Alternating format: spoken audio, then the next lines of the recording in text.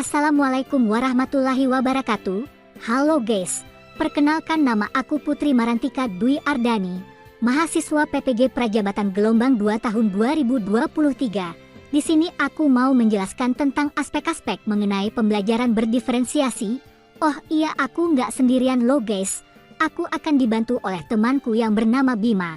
Halo Bima, apa kabar? Halo Putri, kabarku baik. Terima kasih sudah mau mengajakku untuk belajar bersama tentang pembelajaran berdiferensiasi. Sama-sama Bima. Oh iya Bim, sebelumnya kamu pernah mendengar tentang pembelajaran berdiferensiasi? Aduh, apa ya Putri? Aku tidak tahu pasti apa itu pembelajaran berdiferensiasi. Aku hanya tahu kalau pembelajaran berdiferensiasi itu suatu pembelajaran atau pendekatan yang mengakui bahwa peserta didik mempunyai keunikan yang berbeda-beda. Wah, betul sekali Bima. Peserta didik itu mempunyai keunikan yang berbeda-beda sehingga dibutuhkan pembelajaran berdiferensiasi supaya proses pembelajaran berjalan dengan baik dan memberikan kebebasan kepada peserta didik itu sendiri. Kalau menurut Tomlinson, pembelajaran berdiferensiasi merupakan usaha untuk menyesuaikan proses pembelajaran di kelas untuk memenuhi kebutuhan belajar individu pada setiap peserta didik BIM. Iya Put, benar juga ya. Apalagi sekarang kita sudah kurikulum merdeka, harus memberikan kebebasan belajar sesuai dengan minat belajar peserta didik Put. Lalu gimana ya Put? Pembelajaran berdiferensiasi bisa berhasil? Apakah kita sebagai calon guru perlu memperhatikan hal-hal kecil mengenai pembelajaran berdiferensiasi ini? Wah, jelas perlu dong Bim. Dalam pembelajaran berdiferensiasi ini, sesuai apa yang telah dijelaskan dengan dosen kita yaitu Bu Syifa dan penjelasan di LMS. Pembelajaran berdiferensiasi ini mempunyai 4 aspek yang harus kita ketahui Bim. Penerapan 4 teori yang mendasari pembelajaran berdiferensiasi.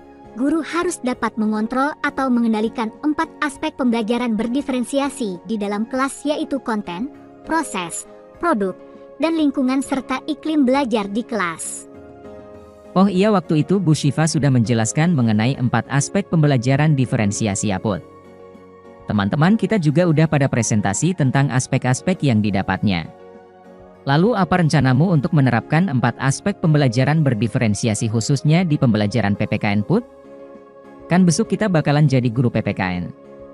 Jangan sampai murid kita besok tidak merasakan bebas belajar karena kita sebagai guru tidak menerapkan pembelajaran diferensiasi Put. Wah ya, jelas adalah Bim. Bukannya kurikulum yang sekarang itu wajib menerapkan pembelajaran berdiferensiasi ya Bim? Iya Put, kurikulum yang sekarang itu wajib tahu guru-guru menerapkan pembelajaran berdiferensiasi, kata Mas Menteri Nadiem Makarim sih begitu WKWKWKWK. Lalu rencana kamu gimana Put untuk menerapkan pembelajaran berdiferensiasi di pembelajaran PPKN? Wah ya, jelaslah Bim. Kalau menurut aku ya, konsep penerapan pembelajaran berdiferensiasi sesuai dengan pedoman yang telah lama ada, namun istilah pembelajaran berdiferensiasi muncul kembali setelah adanya pergantian kurikulum sebelumnya ke kurikulum merdeka oleh pemerintah melalui Kemendikbud. Waktu aku PPLS 1 lalu aku sedikit-sedikit sudah menerapkan pembelajaran diferensiasi BIM karena apa? Aku melihat latar belakang dari peserta didik adanya penurunan semangat dalam belajar dan rendahnya hasil belajar sebagian peserta didik. Terdapatnya pemahaman siswa tentang materi PPKN yang banyak berisikan hafalan dan mengingat lambang-lambang negara sehingga membuat mereka jenuh dengan pembelajaran. Artinya mereka belum memahami konsep dasar dari tujuan pembelajaran di dalam mata pelajaran PPKN. Betul, apalagi pelajaran PPKN itu mempunyai tujuan untuk menjadikan warga negara yang baik dan demokratis diwujudkan dalam bentuk sikap siswa dalam kehidupan sehari-hari sehingga menjadi pribadi yang berakhlak mulia dan beradab. Oleh karena itu, kita sebagai guru PPKN harus berpikir nih Put, gimana caranya membangunkan motivasi belajar peserta didik dari pembelajaran diferensiasi tersebut. Jika dilihat dari aspek konten nih ya Bim, terdapat beberapa aspek dalam diferensiasi konten ini yaitu kesiapan belajar, minat siswa, dan profil belajar siswa. Dalam hal kesiapan belajar terdapat indikator, terdapat tombol-tombol equalizer yang bisa menentukan tingkatan kesiapan siswa. Kita sebagai guru harus memberikan materi dengan penjelasan yang nyata adanya dan sedang terjadi di tengah masyarakat. Kita sebagai guru juga sebelum pembelajaran dimulai kita harus melakukan pemetaan minat dalam pemberian materi yang mana materi tersebut disampaikan dengan urgensi mempelajari materi yang akan dipelajari. Selanjutnya guru memancing minat siswa dengan penyampaian materi semenarik mungkin dan dengan penyampaian yang lancar. Bertujuan untuk memancing peserta didik semangat dalam pembelajaran. Peran penting seorang guru dalam pembelajaran untuk menjadikan minat siswa yang telah ada, dengan tujuan untuk meraih pembelajaran yang bermakna. Guru dalam hal ini membuat pemetaan kebutuhan siswa dalam belajar yang mengacu pada indikator profil belajar untuk menyampaikan kemauan dalam metode apa yang cocok oleh siswa.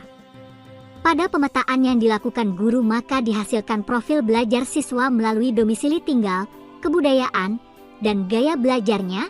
Kamu tahu GK BIM? Guru memiliki peran penting dalam menentukan kecenderungan gaya belajar siswa dan memberikan penjelasan terhadap hasil tes gaya belajar yang dilakukan.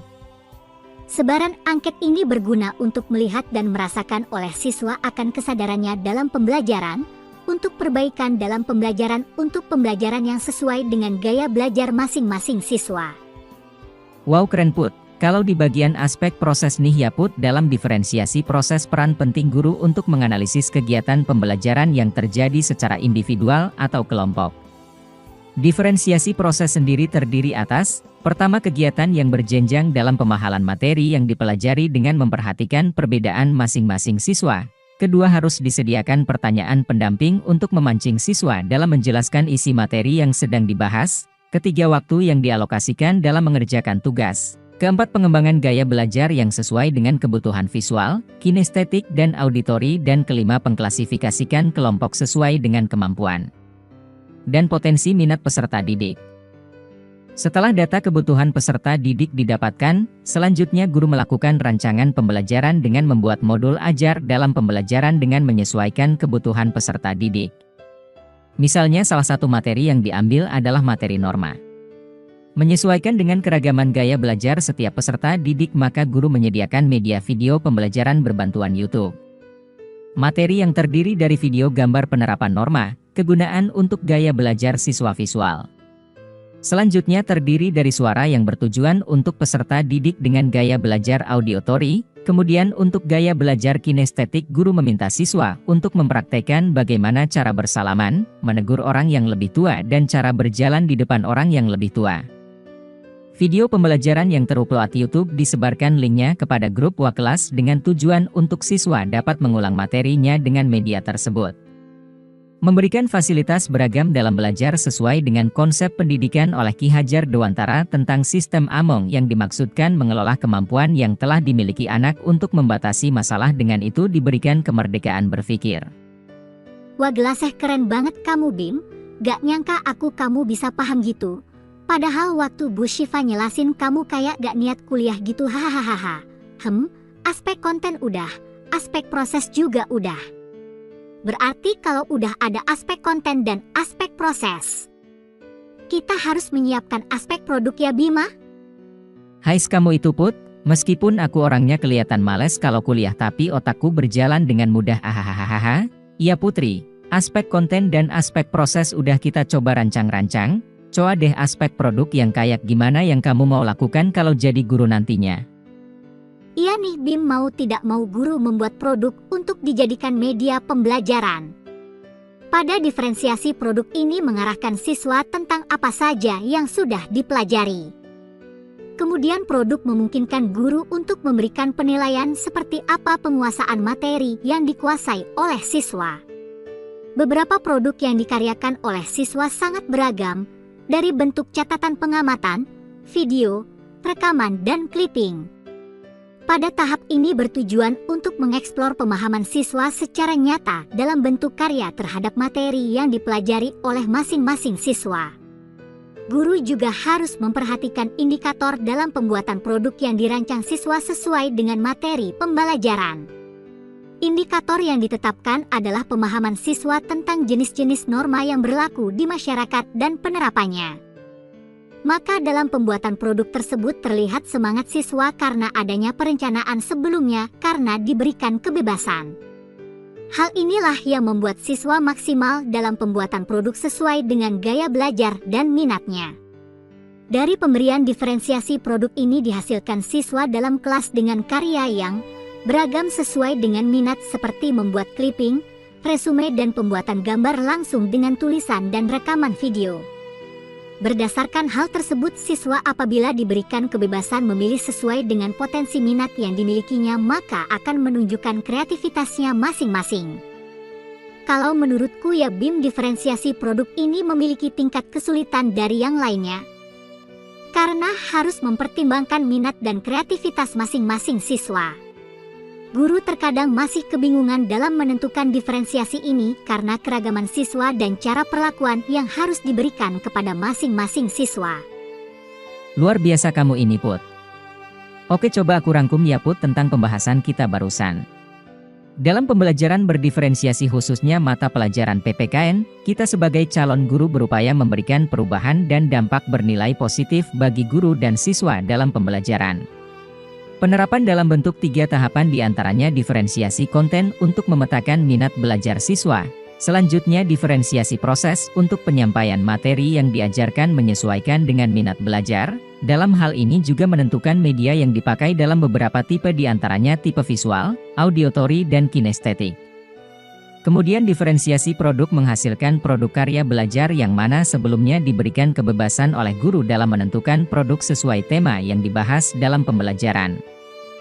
Good job BIM, semoga kita bisa menerapkan pembelajaran berdiferensiasi dengan baik ya BIM. Itulah penjelasan mengenai 4 aspek pembelajaran berdiferensiasi ya teman-teman. Terima kasih sudah mendengarkan podcast kami. Sampai jumpa di podcast Bima dan Putri selanjutnya. Semangat pejuang calon guru profesional. Vamos Pancasila, salam Pancasila.